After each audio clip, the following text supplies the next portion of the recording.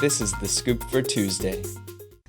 I'm Sean Canan with the WMNF News headlines. Florida's anti-DEI laws are forcing local arts organizations to choose between artistic independence and keeping the lights on.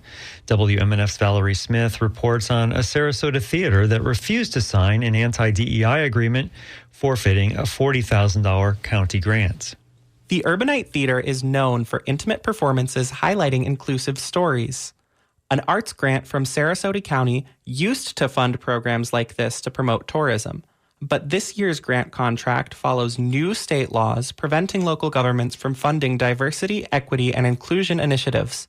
The new law defines DEI as programming or activities designed or implemented with reference to race, color, sex, ethnicity, gender identity, or sexual orientation. Urbanite Marketing Director Hannah Levitt says this definition leaves the theater without a path to comply. To be quite honest, it's kind of a little bit confusing how this will be enforced.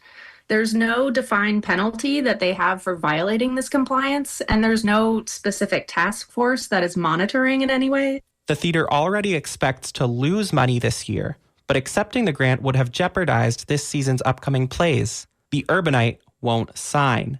This season, we have a show called Black Bastard, and to have to put that logo on the branding for that show, and it's a little sticky. It's a sticky issue there. Urbanite has another show this season titled 1999, which is about gender and the Me Too movement.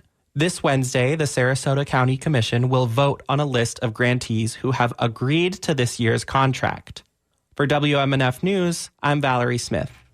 The Democratic nominee in Florida for the U.S. Senate spoke Friday on WMNF's The Skinny.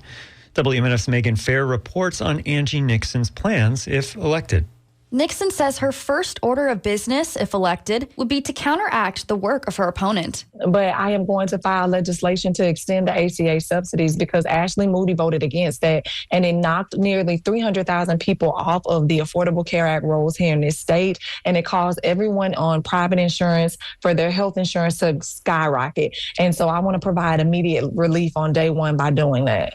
The ACA is a healthcare reform that is meant to provide health benefits, including prescription medications and mental health services. Nixon shared her own experience with financial struggles as well. She says that no one should have to choose between having enough money for children's medical needs and keeping, quote, a roof over our head. People are tired. And like when you look at all these news stories about parents that are taking their lives and parents that are taking the lives of their children and taking their lives because they're stressed out and they're losing their jobs. It's absolutely absurd. This is not normal. And I refuse to sit idly by and allow it to continue to happen. I don't care if they call me radical extreme. There's nothing radical or extreme about me wanting people to have access to quality health care. You can hear the full interview on our website, WMNF.org. From WMNF News, I'm Megan Fair. There's been a chemical spill at a Duke Energy power plant on the mouth of the Anclote River in Pasco County. A state pollution report says the company alerted environmental regulators Thursday about 3,200 gallons of sodium bisulfate in the soil and asphalt near Holiday.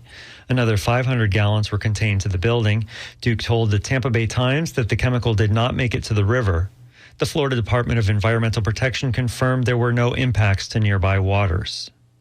Florida's cattle ranchers are criticizing President Trump's move to import 300,000 tons of tariff-free beef to lower prices for consumers. On Friday, Trump said the deal would drop the cost of beef to 25% below current market prices. But Colin Waddell, CEO of the National Cattlemen's Beef Association, said Florida's cattle ranchers and ranchers across the country are disappointed. According to the Federal Farm Bureau, excessive drought across the country, the COVID-19 pandemic, and increased operating costs have dwindled the U.S. cattle herd to a 75-year low after pushing farmers to liquidate their herds. It'll be mostly sunny and hot today with highs in the low 90s. Tonight, partly cloudy, overnight lows in the mid-70s. Tomorrow, a stray shower or thunderstorm is possible, highs in the low 90s. I'm Sean Canan with the WMNF News headlines. This is The Scoop, recorded at WMNF Tampa.